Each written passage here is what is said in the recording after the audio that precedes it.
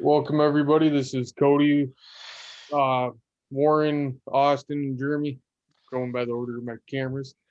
um, Football talking news. Today we're going to be doing the AFC South and their free agents and off-season plans. In no particular order, we're going to go with Mr. John Robinson in Tennessee first. Hey, this is the first time I've gone first. Oh, outside of Tennessee news, we got our first franchise tag today. I wanted to get everybody's thoughts on that really quick. Justin Simmons got tagged for the second time in a row, $13.7 million tag. Do you think he could have gotten more than that on the open market? Anybody? Oh yeah, You think so? Definitely. Yeah, probably. It's a good deal. Did you see the thing I posted in our chat? Over 3,000 consecutive snaps. It's like more than double the second place person. Yeah, that's fucking crazy. I'm pretty sure that it was his agent that was just. Oh no, that was Marcus May. Never mind. Yeah, it was Marcus May in New York who could get tagged too. But aside, okay, so let's go to Tennessee. Aside from Justin Simmons and Micah Hyde's extension today, we could talk about that later though. Hold on, I didn't save the Tennessee thing you sent me earlier, and I meant to. Give me a second, guys. I'm unprepared. That's why you don't go first. I don't go first. That's 100% correct. It might not have been a random order either. I might have set that up on purpose.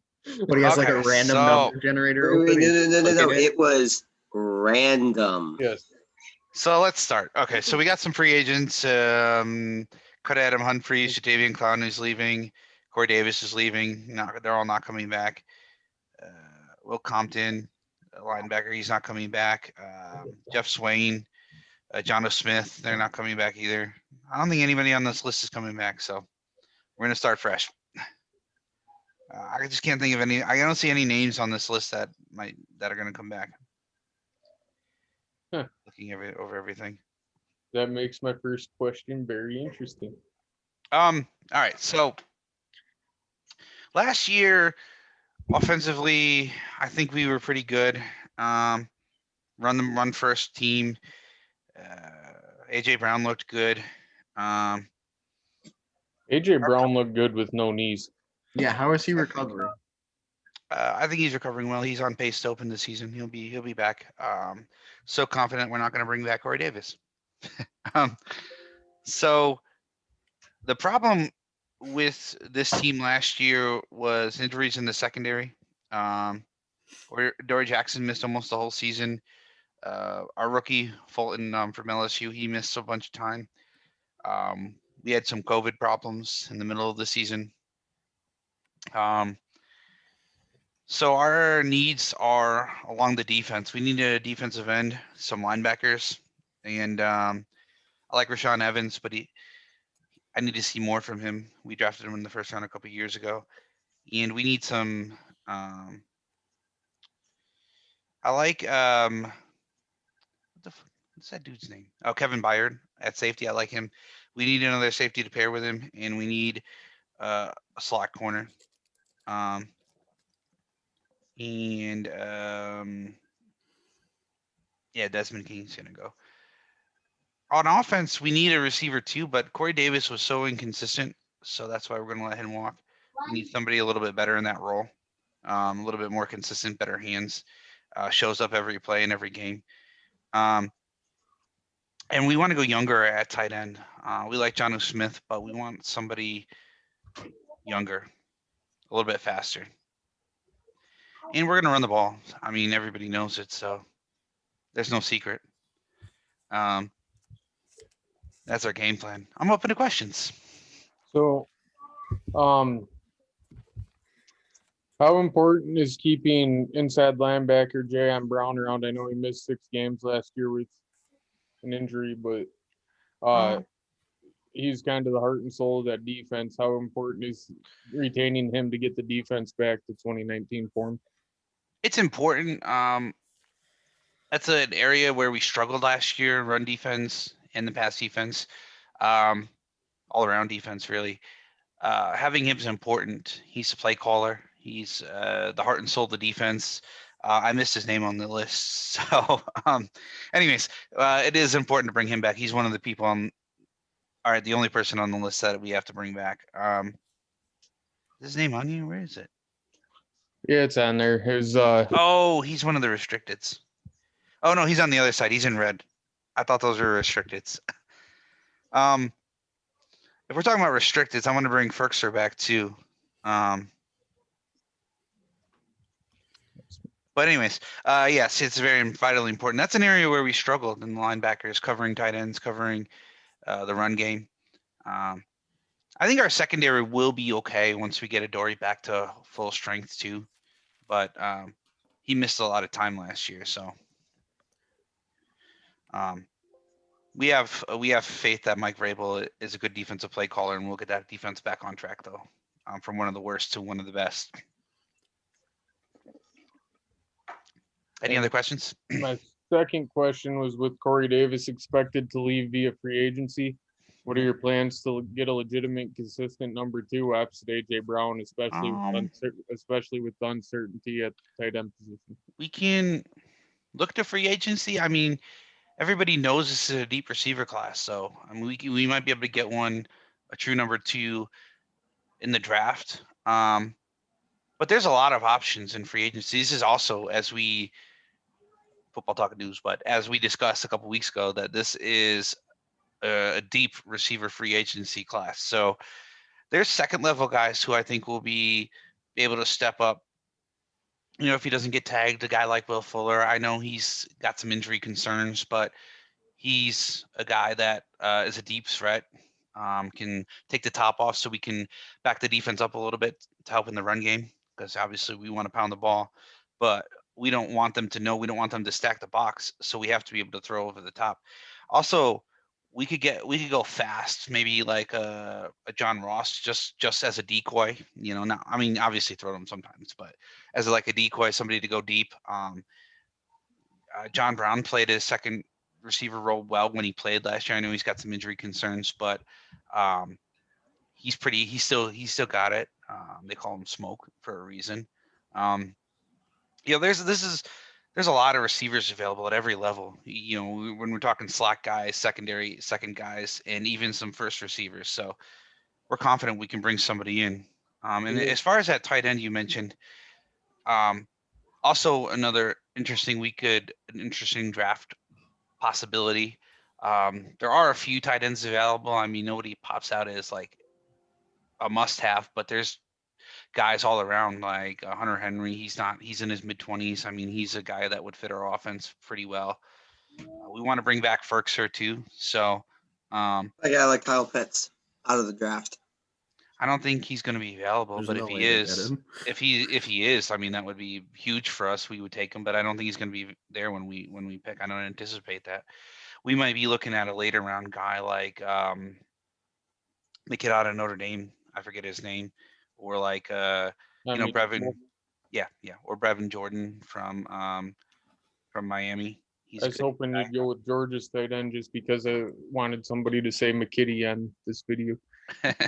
There's a lot of good tight end prospects in the draft too. So I think we're confident there that we can get somebody.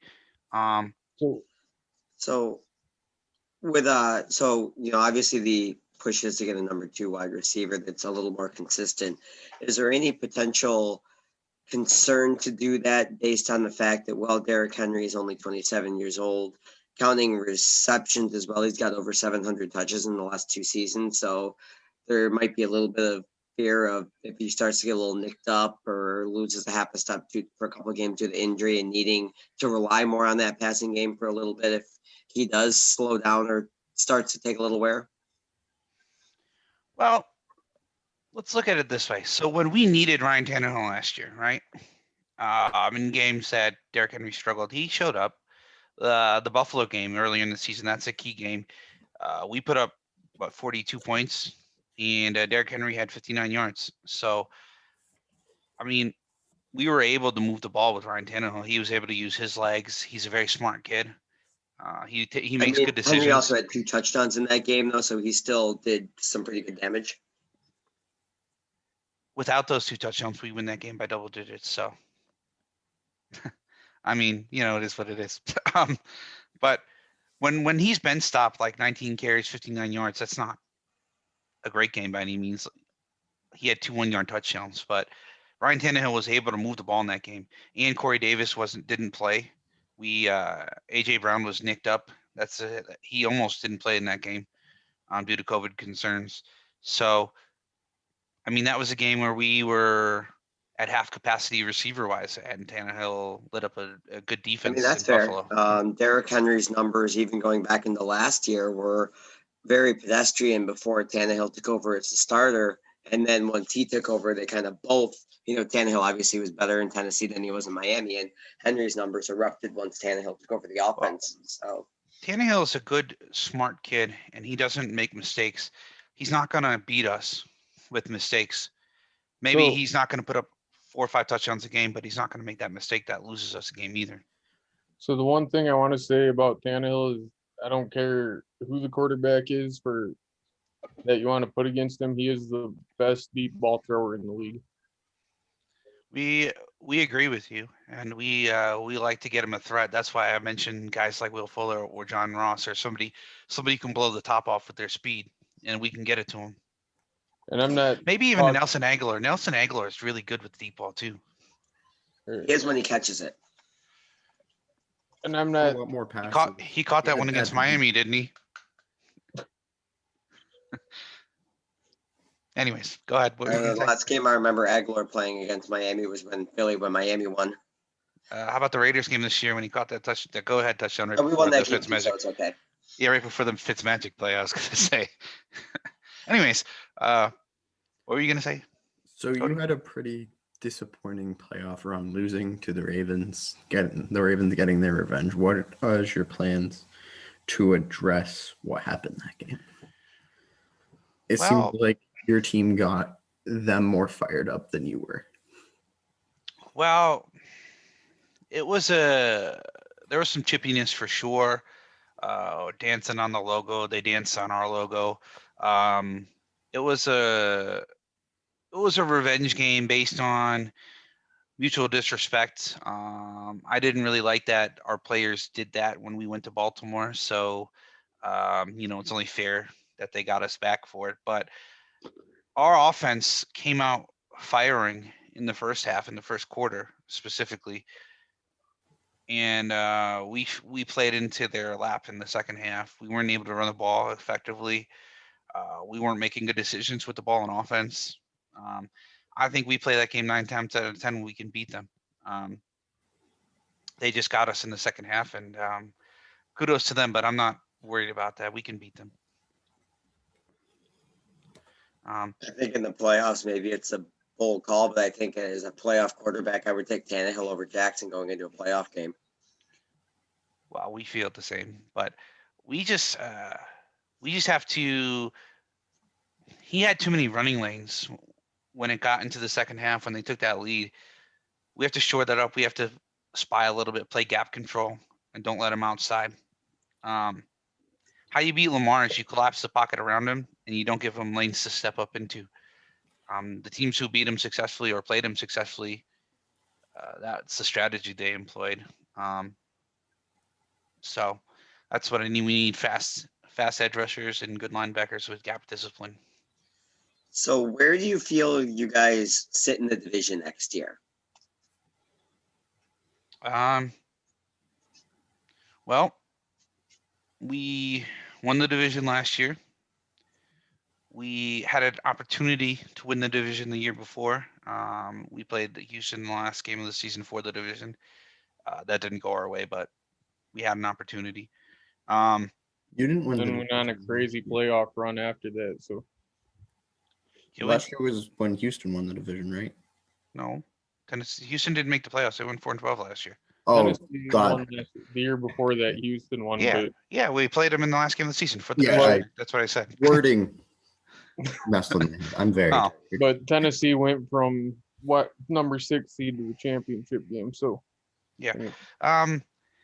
We stack up well with the division. I mean, I know that the teams are going to be a little bit tougher. I mean, the Colts think they have their quarterback of the future in Carson Wentz. They're a contender. They were a contender last year. That defense is good. But Houston and Jacksonville still have improvements to make. I think it's going to be a 2-team race again this year. No offense to Jacksonville or Houston, but I just don't think they're ready.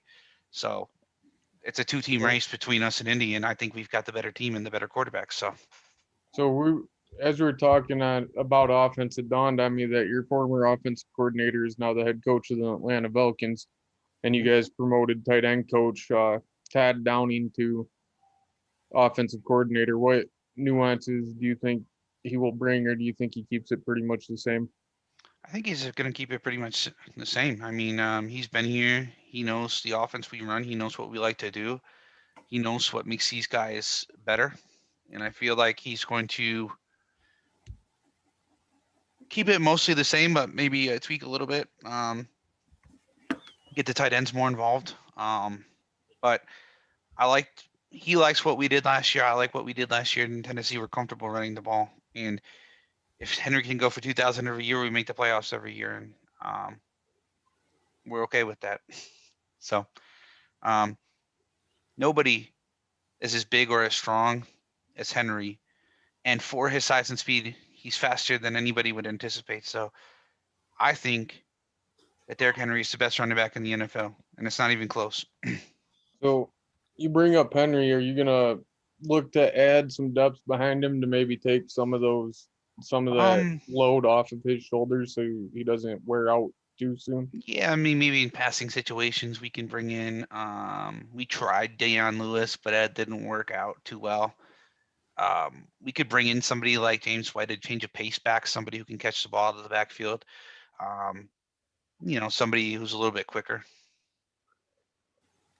We don't want similar styles. So if we're going to get somebody, we want somebody like, who can catch, who's fast, and who can make like a one-cut runner, somebody who can make people miss. Henry doesn't have to, as that picture depicted earlier of him throwing Josh Norman around. So,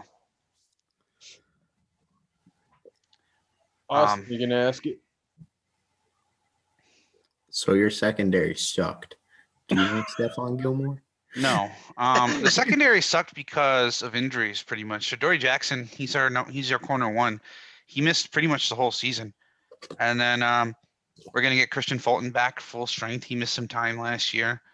We drafted him last year, and we're confident in the kid with a full offseason that he'll be good. And we could bring back Desmond King. He's a restricted free agent, but if we don't, we can get a slot corner in free agency. So we're gonna politely decline Stephon Gilmore. Sorry. Keep politely declining my ass. It's rude. Any other questions? Mike Comments? Vrabel had an interesting call. I believe it was the fourth quarter when he didn't decide to go for it on 4th and 3. He was down by a score or 2 scores. I don't remember exactly. Has that been talked about between Vrabel and his coaching staff, and the fact that he's always been known as like a coach who was willing to risk it and go for it on 4th downs? So this is my take on that. Everything is discussed, obviously. If he went for it and failed, it was a terrible decision. If he goes for it and makes it, it's a great decision. But if he doesn't try, I mean, you got to take into account everything. We were on our side of the field. We weren't moving the ball well at all. If you look at the second half of the game, I mean, would you have gone for it? Our offense was stagnant. Dude, you're asking me. I never punt. Fair enough. But the offense was stagnant, and he was the one with the players. He knew their mentality in that game. He knew what they were feeling. So if he felt like they weren't in a position where they would get it, then I trust him. So we just got to roll with the call, and it didn't work our way. So it is what it is. Is Mike Vrabel still willing to chop off his manlyhood for a Super Bowl? You'd have to ask him that question. Right, I don't want to speak for his manhood, but I know that he's very passionate about winning a Super Bowl. So, would you? remove your manhood for Super Bowl? I'm pretty attached to my manhood, so Oh, pun maybe intended. not. Sounds like the Titans need a new GM. Maybe they do. um, anyways, Any get a other little personal in questions? here. Any other Football non-slightly related. sexual harassment erring on the side of safety here? Any other questions for Mr. Robinson? Not including his manhood, Austin. Nothing about it. Stephon Gilmore? Question mark? I already politely declined that. So No balls. Those we'll get take kinda we'll pushy take these days. we'll take Dante Hightower though. We need him in a linebacker, and Sure. Dante Hightower is an upgrade from anybody we have on our team. So I think Jayon Brown's pretty good. He plays Oh, inside. I actually have, Hightower, I have a real question. Isaiah Yes. Wilson has yes. stated that he doesn't want to play for you guys. Is there any Let me ask you a question. Did he play for us last year? 4 games or whatever? He sucked. 4 snaps. So the answer that answers your question. Do we need him? No. Next question. Ooh, getting a little salty in here. I like it. Insane. Bring up the We're talking about a kid who we gave a chance, and he got in some off the field troubles. He took himself away from the team, and he complained, but he wasn't ready to play. He played 4 snaps, and it's not somebody that we need, you know. If he feels like he needs to go elsewhere, then that's on him. There any more questions for Mr. Robinson? No. None. Thank you for your time, Mr. Robinson. Thank you for having me, Cody. I got up next Indianapolis Colts and GM Chris Ballard. Mr. Ballard. What's up? Up. No, I don't want Stephon Gilmore. Don't even ask me. Andrew Luck, is he coming back? I wish. Philip Rivers. No, he has to take care of his 17 kids. Well, that's why his jersey Hey. number was 17. There's Back always a Or plan. more, and he's got a starting offense if he jumps in a QB, or starting roster offense and defense. He's got I don't know how his wife is still standing. I don't know. That's a lot of kids. Well, We're obviously she really wasn't personal standing. in these episodes. We're like, Mike Fair Vrabel, manhood. How does Philip Rivers' wife? we're talking about manhood and how she stands. So anyways, go ahead, Mr. Ballard. So we're estimated to have $69 million in cap space. I have a question about that cap space. What's up? How come you guys always are near the top? Why don't you spend money? Like, are you opposed to spending money? When we spend money on people, they retire. Who the hell? I mean, no offense, but who the hell's Indy spent money on? Andrew Luck. I Definitely got a his wide Andrew Luck receiver. coming here. Philip Andrew Rivers. Luck. So, do you think that Carson Wentz is going to make you better than you were with Philip Rivers last year? I think Philip Rivers had a couple good games. I think the Buffalo game. Okay, I'm not gonna bullshit this. I don't know. I don't think so. As non-Chris Ballard, I don't think so. I'm not a big Carson Wentz fan. I think he cried and whined and got his way out of the Eagles because he cried and whined and he acted like a toddler. So I'll help you to some of your points. What are you going to do to replace T.Y. Hilton on that offense? We're gonna keep him. You're going to resign him. Okay. All right. Fair enough. That's a good answer. We're not going to be without him. Short, simple to the point. Hey, they're going to What spend some about, money there. There you go. What about Zach? So What about a guy like Zach Pascal? Or is it one or the other? Or are you going to try and keep both of them? I think it's one or the other. Pascal's restricted, isn't he? I believe so. So you can tender him and he's going to be cheap regardless. It'd be like, I think, what is it, 3 or 4 million for a first round tender? Something like that. Yeah. So just as a heads up, I asked my friend for help with this because he's a Colts fan and I wanted like an actual Colts fan opinion. So that's where some of these are coming from. I'm gonna go back to the re-signings after I talk about it because we're only getting two people in free agency, which is I thought was weird because of what you talked about, Jeremy, about how they always have a ton of money. They always have money every year. Last year they were the top team in money too. Yeah, their second they could be first or second depending on restructurings and cuts, which That's is where they were last year. Jacksonville's sitting at 82 million in cap space right now. So The Jets but are what- pretty high up there too. What I think. mean is like for the past 3 or 4 years, the Colts have been in the top 3 or 4 in money every year. and a They just playoff. don't spend. They just don't spend it all. They had That's- 9 million roll over from last year. that's because Ursay needs his marijuana money. Damn it. or is drunk driving. Didn't he get suspended for drunk driving or something? I'm pretty sure that was his marijuana deal. Maybe it was. Driving under the influence instead of Yeah, that's right. They call it Driving driving under the influence. That's right. So, free agents. I want to get Daryl Williams to replace Costanzo. Yeah, Anthony Costanzo. He I said retired. it right? Yeah. Played insanely well. He was a Hall of Fame tackle, from what people have said. I didn't. It's not what people have said. That's a fact. I think he's a Hall of Fame tackle. I I don't know if he my played long favorite enough to offensive be, lineman on that team's Quentin Nelson. I think he was super consistent. I feel like Costanzo was like the focal point of that offensive line for years. I feel like he's a Hall of Fame tackle. I mean, I think so. Maybe as- not first ballot because offensive linemen always wait, but he'll get in. So this is the take that I added personally. I'm a big So wait, you said Daryl Williams? yes. No, you can't have him. He's coming back to Buffalo. Anyways, go ahead. All right. Guys, take Stephon Gilmore and shut up. I'm taking up Stephon Gilmore. Anyways, go ahead. So this is the take I added. I'm a really big Michael Pittman fan. I thought he played pretty well, and I think he has a lot of potential. And with us keeping T.Y. Hilton, and with how Frank Wright is as a coach, I want to try to go get Juju Smith-Schuster as a number 2 or number 1.5 to Michael Pittman. So what are you gonna do with Ty? Are you gonna put him in the slot then? Yeah, that's what I'm That's what I'm thinking would be the best for him, is putting him in the slot. Now,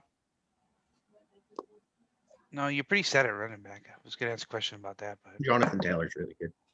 yeah, you got Naheem Hines too, who's really good and he can catch really He's well. fast. Yeah, he's super fast. Xavier Rhodes played exceptional for us coming from a couple down years in Minnesota, and he kind of bounced back in our defense. I thought he played really well too. Um, What about Kenny Moore? Kenny Moore played outstanding last year. He's the other corner. we're not keeping him if he's a free agent. I don't think he's a free agent. Okay, my notes are not very extensive. I don't. I was just giving you guys compliments saying he played Okay. well. That's all. All right. I watch Quentin Nelson like beat up defensive linemen. So really, you traded your first round pick last year for DeForest Buckner from the 49ers. Win? How did that work out for you? How did you see that? I think he played very well. I would like to go get someone like a Von Miller, Jadeveon Clowney, somebody who can help him. And that's what I was going to bring up when you brought in Justin Simmons. Von Miller didn't get any charges brought against him, but Denver is still expected to cut him. So I think if he gets cut or traded, I think he'd be a nice player for us to bring in. Okay, Von Miller. What about at safety? I mean, they're decent. They're not great. What do you think? Do you think that you need to upgrade there at safety, or you think you're gonna roll with what you have? Well, I've seen that talked about for our draft position because we have a early 20. We're 21 in the draft, so I've heard that talked about. There's another free agent, Oh, no. Trey that's- Burton. Oh, Trey Boston. Or it says Burton. Okay, he's a tight end. Trey Burton's a tight end. Trey Boston is the safety that the Panthers cut. yeah, Trey Burton. That's the guy we want to bring back. I'm just going through the people that Oh, I the tight want end. to bring back. Oh, the tight end. Okay. Yeah, he Um, played for Indy last year. That's right. Any questions? Yes, a few. Carson Wentz. what are your realistic expectations there? Like, what do you feel like he's going to play a full season? One, I know your offensive line is great, but two, he had his best season under Frank Wright. Are you banking on the ceiling, or is this a bridge, or you're going to work towards something else? Also, to piggyback off that, can you fix him, or is he what he is? And that is mediocre. All right, so I'm gonna give you two separate answers. One is Austin, and one is the GM. So I don't think Carson Wentz can be fixed because I think Carson Wentz is all of his problems are like mental. Like he created all of his own problems, and then combining it with Doug Peterson, just basically being like, I don't believe in you because of said problems. And then Howie Roseman not getting him receivers, not really addressing the line. So I think Carson Wentz is just broke mentally.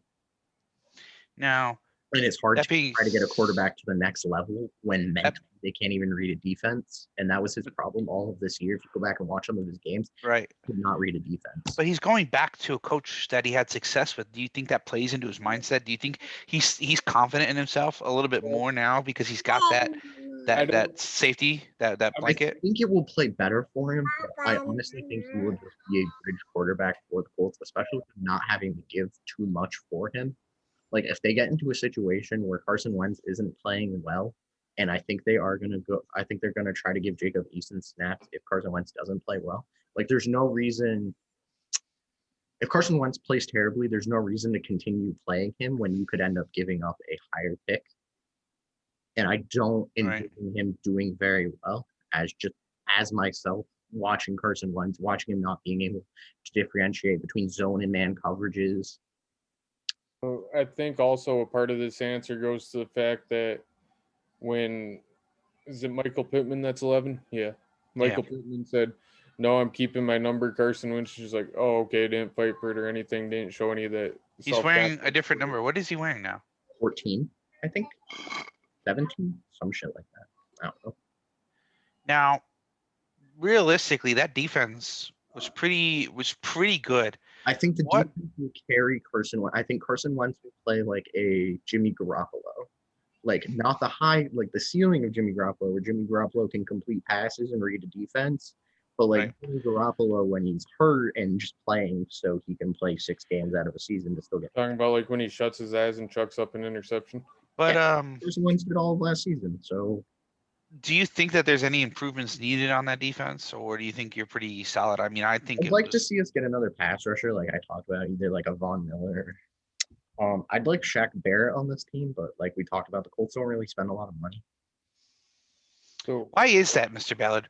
What do you have against spending? I just told you, everyone fucking retire. All right, you're all high. Okay.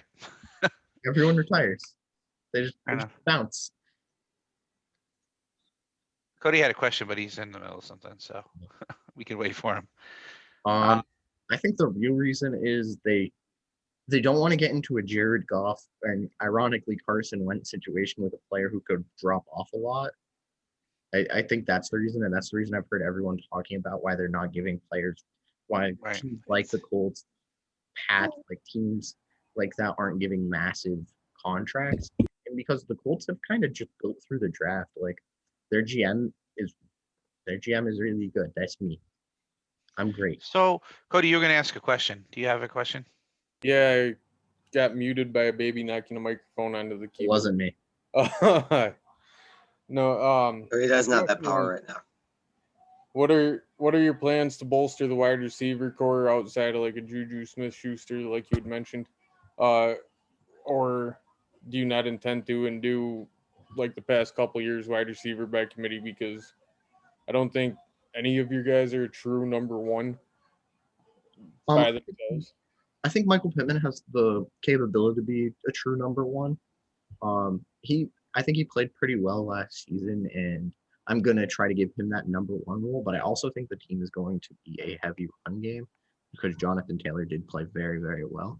It's not even just Jonathan Taylor. Hines played well, and that offensive line is incredible. Yeah, like our offensive line is the best in the league. So, as Carson Wentz doesn't really target wide receivers, outside of Trey Burton, are you looking at any other tight ends to bring in? Maybe put like 3 tight end packages in for pass plays. I'd like to get Jonnu Smith out of Tennessee.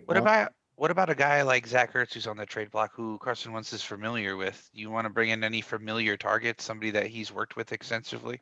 I would like to, but I think it depends on what they want for him because I've heard a lot of different things. If he's going to get cut, then yeah, we'll pick him up. But if they want to trade for him, You won't give up like a third or a fourth for him? if it's a third or fourth, yeah, I've heard as high as a second, and I don't think he's worth a second because he's old. He's getting older. Well, not at this point in his career. Yeah. I don't think he's worth a second, but if That's- you could get him for a third and fourth, you think that would be Yes, I something think you would so. pull the trigger on? And that's back to the Carson Wentz thing. Like they only gave up a second for him, or it was a second that can be a conditional first, right? It was a third this year and next year's second, but next year's second could be a first if he plays Correct. 70% of the snaps and they make the playoffs or something. Or like they make the playoffs. 70% of the snaps, or they make the playoffs. So like we don't have a massive investment in him. So if he plays like crap, we have a fine backup in Jake Eason, and our defense and run game can kind of carry him. And then if we need to move on from him, like I said, we don't have much assets into him. Right. The Colts are a team I thought was really close last year with an aging Phillip Rivers. If you guys can get anything out of Carson Wentz, I think you can be contenders. So the quarterback that I wanted the Colts to get before they got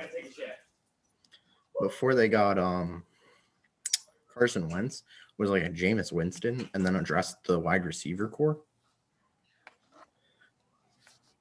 Is there any fear if, as you alluded to, potentially benching Carson Wentz if he starts to struggle, get the backup in there? Is there any fear that if he were to get benched, it's going to turn into a Philly situation where he becomes a locker room disruption and makes noise in the media and starts to clash with coaching and things like that?